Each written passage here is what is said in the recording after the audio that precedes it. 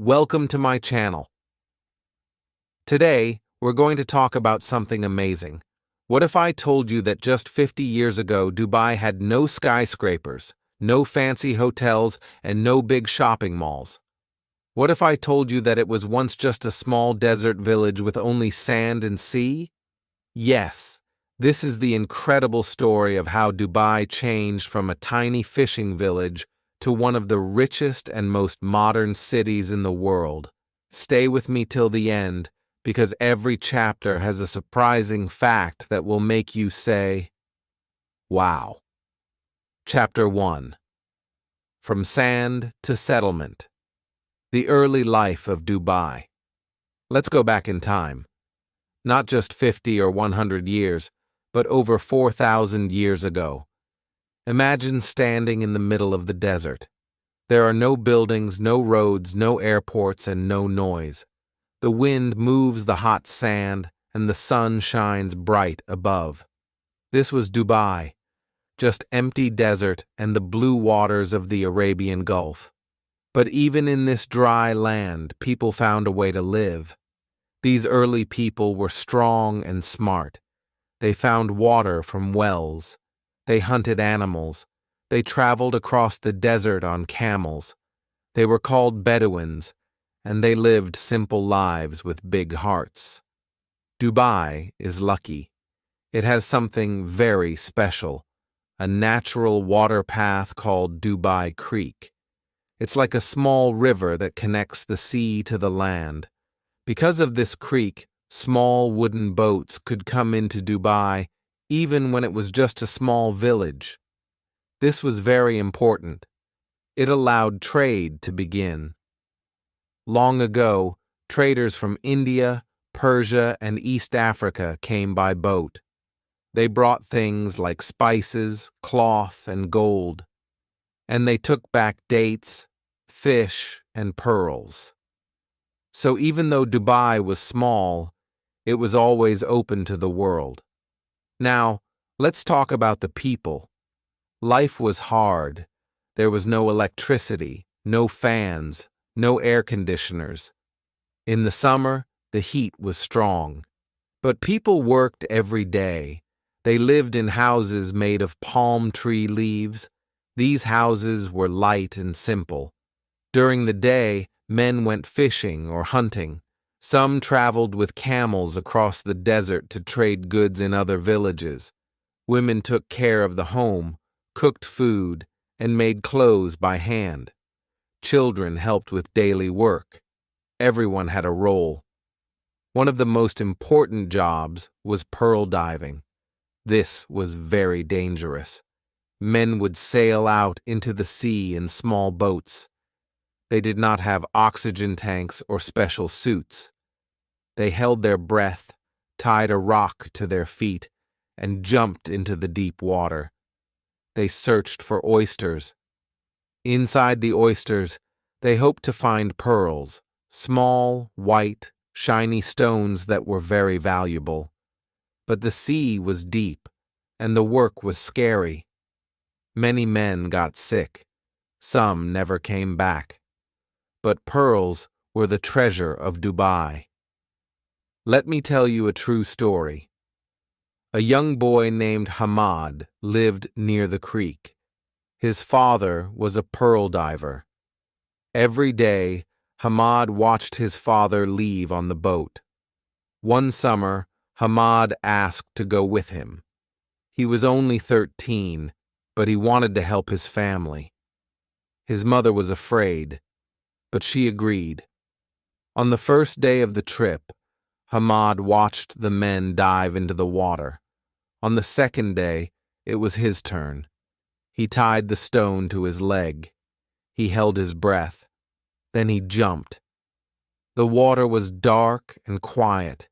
His ears hurt. His chest was tight.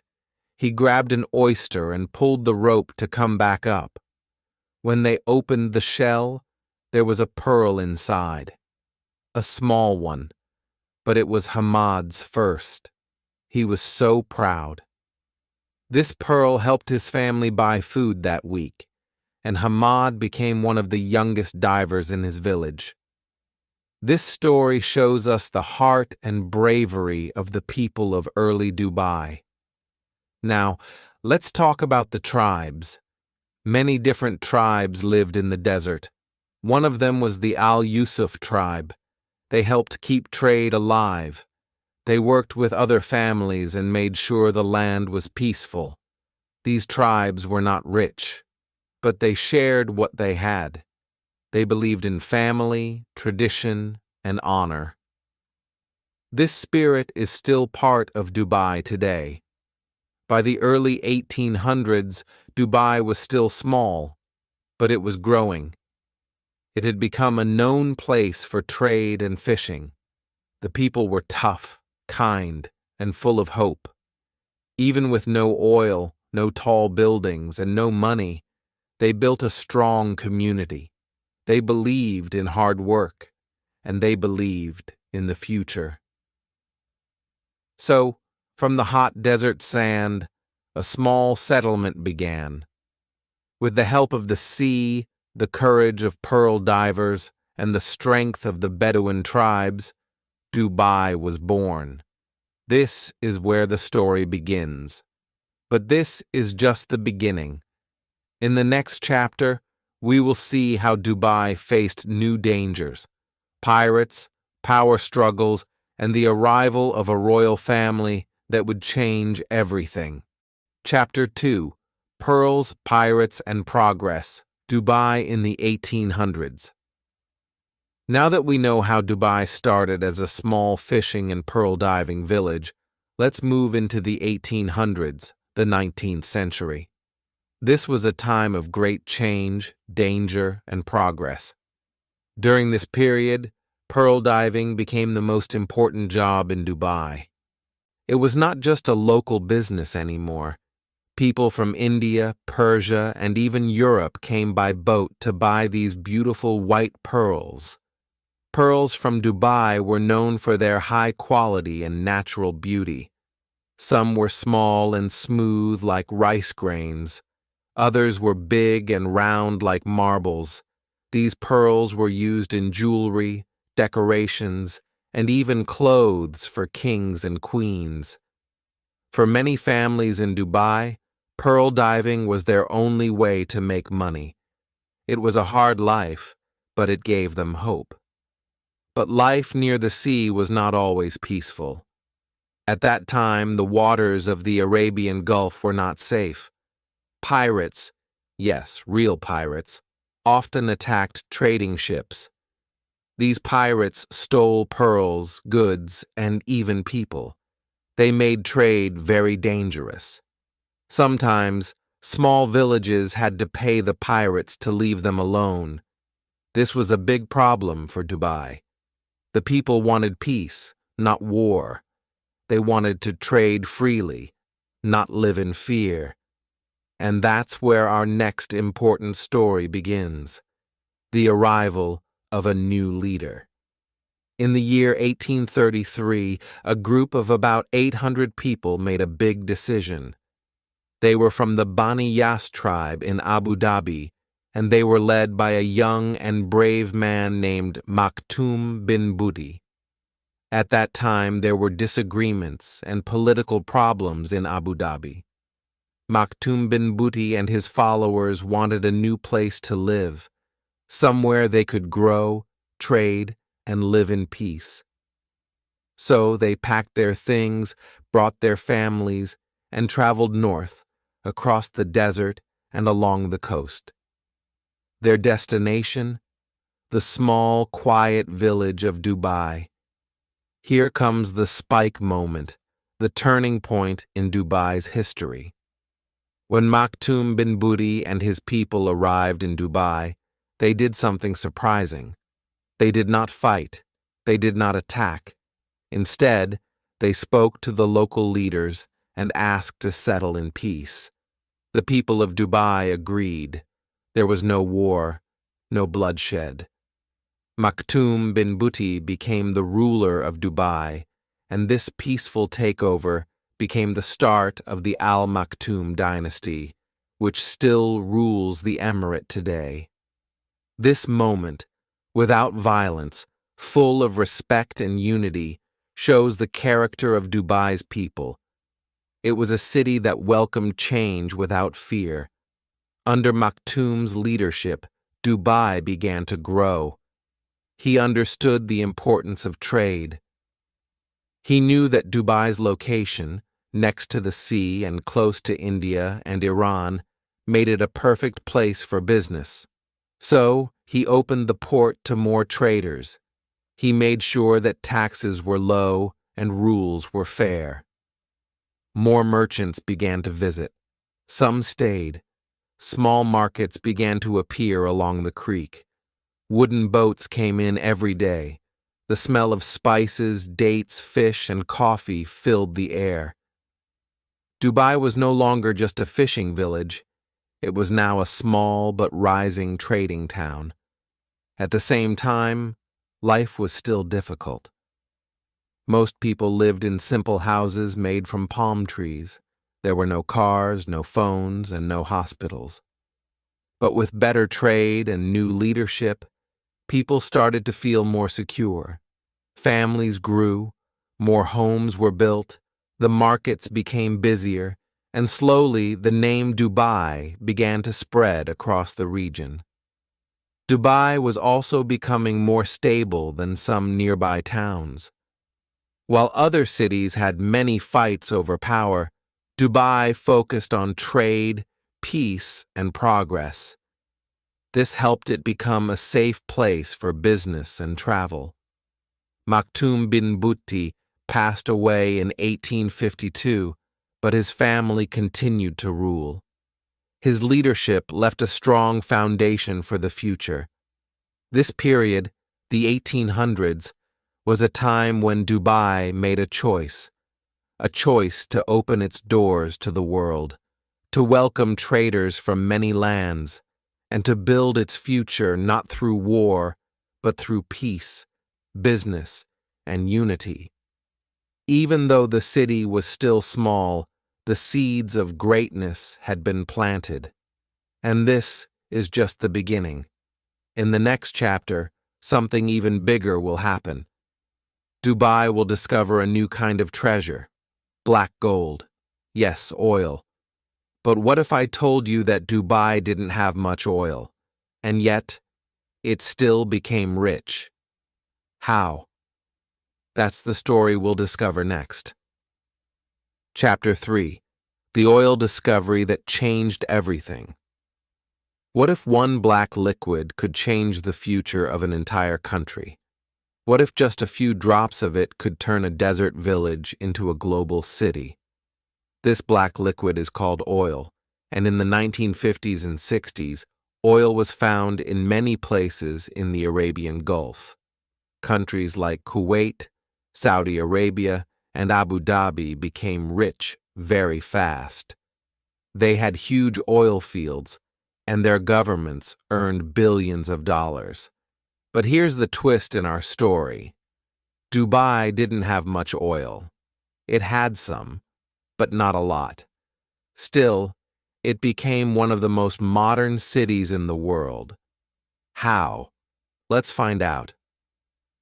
In the early 1960s, Dubai started exporting oil. But it wasn't a big amount. Many people thought Dubai would never be rich like its neighbors. But Sheikh Rashid bin Saeed Al Maktoum, the ruler of Dubai at the time, had a very different idea. He knew the oil wouldn't last forever. He didn't want to use the money to buy gold, cars, or big palaces. Instead, he wanted to use the oil money to build the future. Sheikh Rashid had a strong vision. He looked at the desert and saw roads. He looked at the sea and saw ports. He looked at empty land and saw airports, schools, hospitals, and hotels. Many people around him didn't understand at first. "Why build an airport?" they asked. "We don't have many visitors." But Sheikh Rashid said, "Build it, and they will come." And they did. One of the first big projects he built with oil money was Port Rashid, a large and modern seaport that opened in 1972. Before that, only small wooden boats could come into Dubai Creek. But now, big ships from around the world could stop in Dubai to unload goods. This made Dubai an important place for global trade. Next came roads and bridges. In the past, people traveled across sand using camels. But now, Sheikh Rashid wanted cars and buses. He built roads that connected Dubai to other cities like Abu Dhabi and Sharjah. He also built the Al Maktoum Bridge, the first bridge over Dubai Creek. These changes made life easier and faster. And then, in 1979, something amazing happened. Dubai opened the Dubai World Trade Center, the city's first skyscraper. It had 39 floors and was the tallest building in the Gulf at that time. Some people thought it was crazy to build such a big tower in the middle of the desert. But Sheikh Rashid believed in it. He wanted Dubai to be seen as a global business city, and this tower was the first step. Businessmen and investors from Europe, Asia, and America started coming to Dubai. They saw that it was open, modern, and ready for the future. The most interesting part of this story is how Dubai used its small oil income wisely. While other countries focused only on oil, Dubai started building a new kind of economy. It invited companies to set up offices. It made rules that were friendly for business. It welcomed tourists, workers, and dreamers from around the world. Dubai didn't want to be rich just from oil. It wanted to become rich from trade, tourism, finance, real estate, and technology. And it worked. This is one of the biggest aha moments in Dubai's history. Oil helped Dubai stand up, but it was vision, planning, and action that helped it grow. Today, oil makes up only a small part of Dubai's economy. Most of the money now comes from things like real estate, aviation, tourism, and international trade. Sheikh Rashid passed away in 1990, but his dream continued. His son, Sheikh Mohammed bin Rashid Al Maktoum, took his vision even further. Under his leadership, Dubai started building things the world had never seen before: man-made islands, luxury hotels, and the world's tallest tower. But that part of the story comes later. For now, let's stop and think. Many cities had more oil than Dubai, but very few used it the way Dubai did. Instead of waiting for money, Dubai created opportunities. Instead of depending on oil, it diversified, and this is what made it different. In the next chapter, we'll enter the 1990s and early 2000s. The years when Dubai truly became a dream city. The famous Burj Al Arab, the Palm Jumeirah, and the beginning of the Burj Khalifa all started during this time. Dubai was no longer just a trading port, it was becoming a global brand, and the world was starting to pay attention. Chapter 4: The Dream City, Dubai. In the 1990s and early 2000s, close your eyes for a moment. Imagine standing in the middle of the desert in 1990. There are a few tall buildings, many dusty roads, and the sun is hot on your face. Now open your eyes and look around 15 years later. Suddenly, you're standing next to a 7-star hotel shaped like a sail. There's a man-made island in the shape of a palm tree, and in the middle of the city, a huge tower is growing into the sky, higher than any building in the world. What happened? How did everything change so fast? The answer is simple: visionary leadership, and the courage to dream big. In 1990, after the death of Sheikh Rashid, his son Sheikh Mohammed bin Rashid Al Maktoum began playing a bigger role in the development of Dubai. Later, he officially became the ruler in 2006, but even before that, he had a clear vision.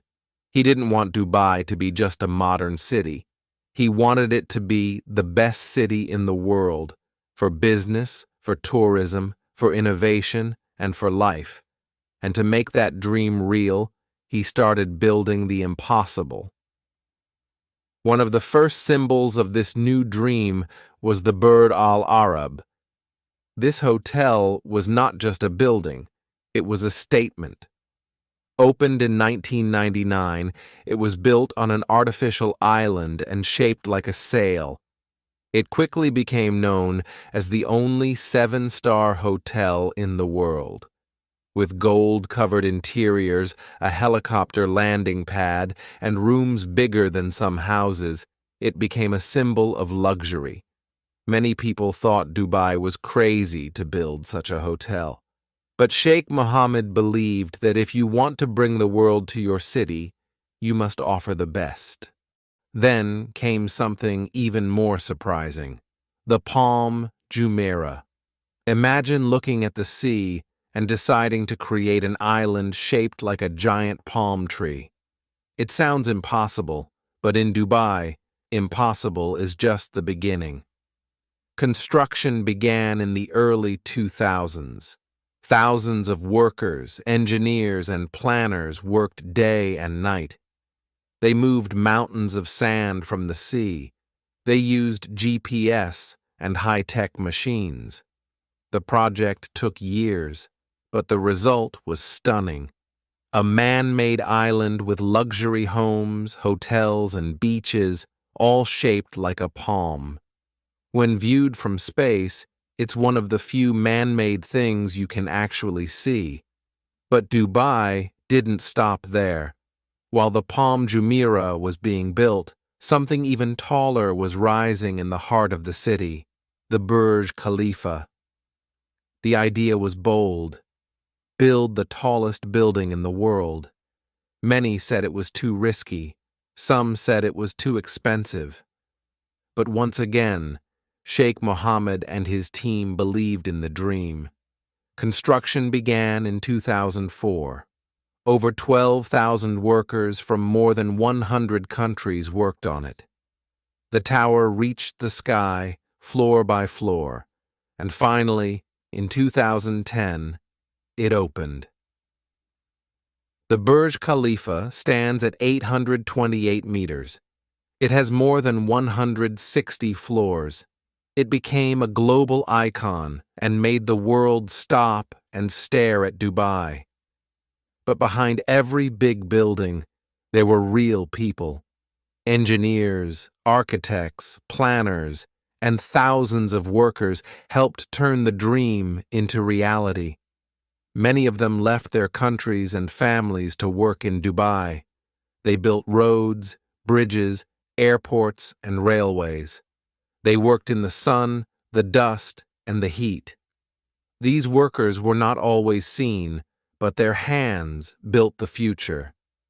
This is a part of the story that must be remembered. Let's take a moment for our top spike: a powerful before and after.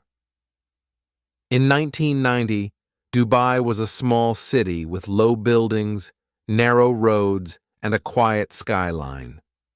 By 2005, it had superhighways, luxury hotels, iconic buildings, shopping malls the size of airports, and a skyline full of glass and light.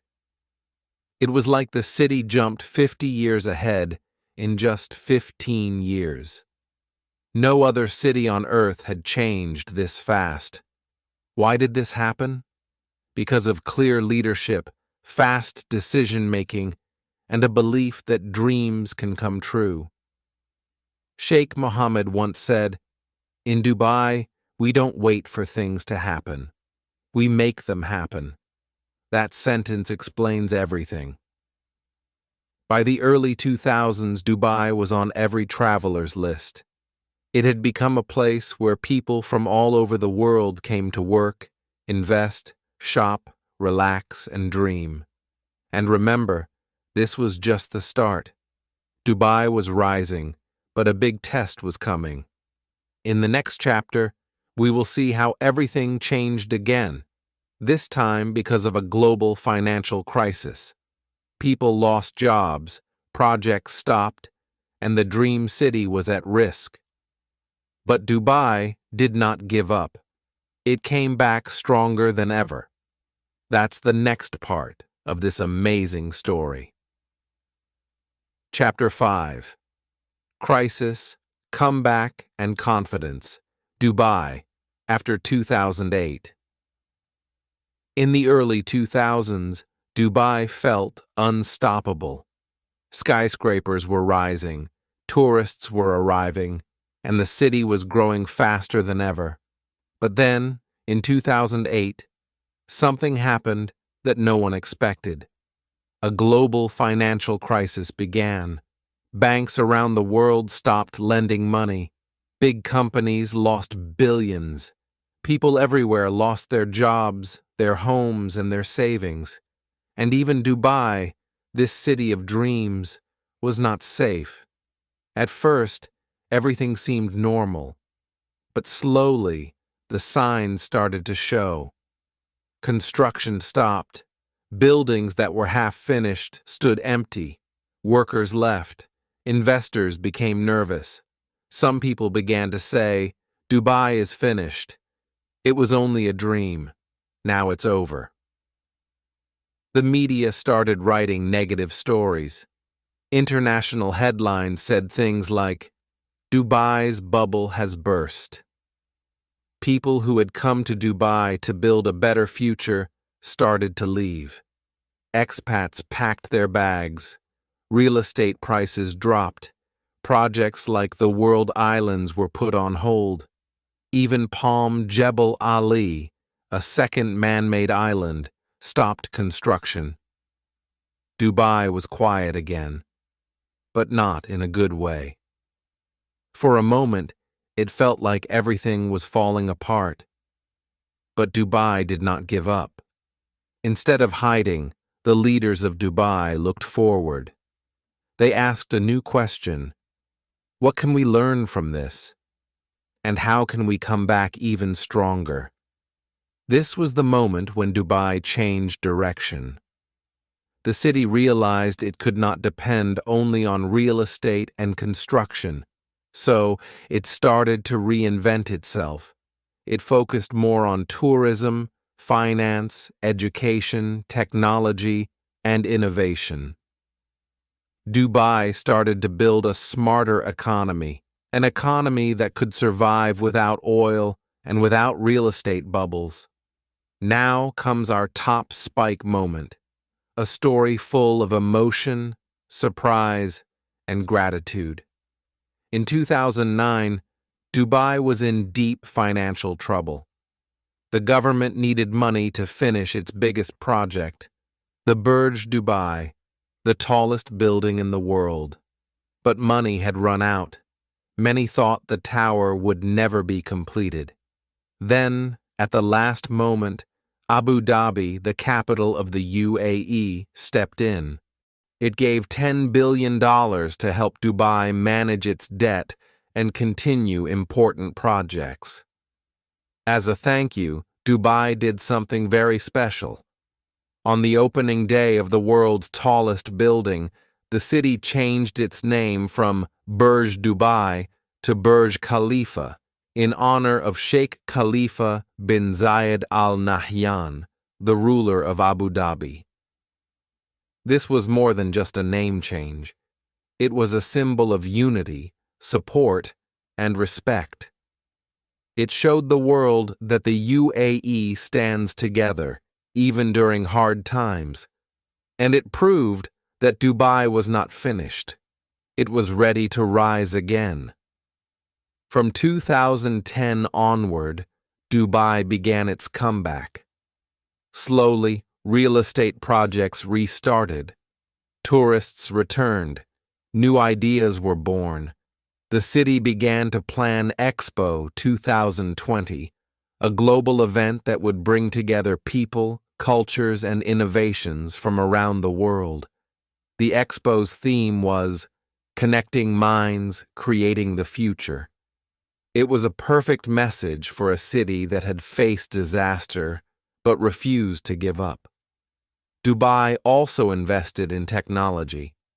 It started the Smart Dubai project, aiming to make the city the smartest and happiest in the world. New laws helped small businesses grow. The airport became one of the busiest on Earth. Dubai opened more free zones for international companies, and the city began to welcome more talent from across the world. Tech experts, teachers, artists, and doctors. One of the most emotional parts of this chapter is how Dubai didn't just bounce back. It came back with more confidence. It learned from its mistakes. It took a step back and then made a giant leap forward. Not many cities can do that, but Dubai did, because it never stopped believing in its future. Today, when we look at Dubai, we see a city full of lights, dreams, and hope. But behind that shine is a story of hard times, of falling down, and of standing back up. That's what makes this chapter so powerful. It reminds us that success is not about never failing, it's about never staying down when you fall.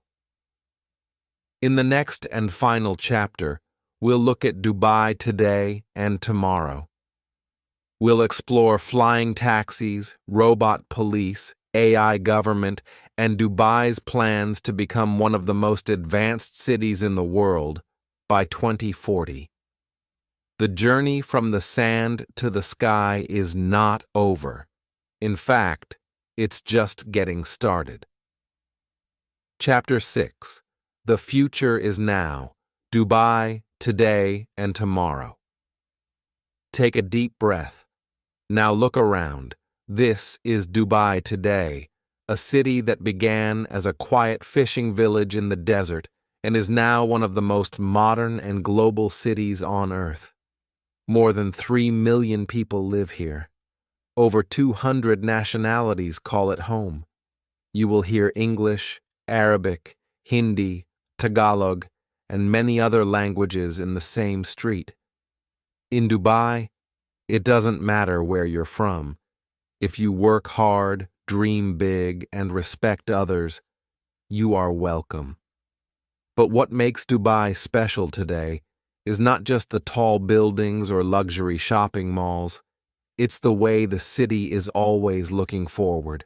Dubai wants to be the city of the future, not in 50 years, but right now. Let's look at some of the amazing things happening today. Dubai already has robot police who help give directions, take reports, and even catch minor crimes. There are plans for flying taxis tested by big companies like Volocopter that may soon carry people above traffic. At the airport, you don't even need a passport. You walk through a scanner, and AI, artificial intelligence, recognizes your face. The city has smart traffic lights, drone delivery tests, and driverless metro trains. It feels like science fiction, but it's real, and it's happening now. And it's not just about technology. Dubai is now focusing on education, healthcare, green energy, and sustainability. The city knows that a good future is not only fast, but also clean, fair, and smart. That's why they created the Dubai 2040 Urban Master Plan. This is a long-term dream to make the city greener, more connected, and more livable. More parks, better public transport, new schools, hospitals, and eco-friendly homes.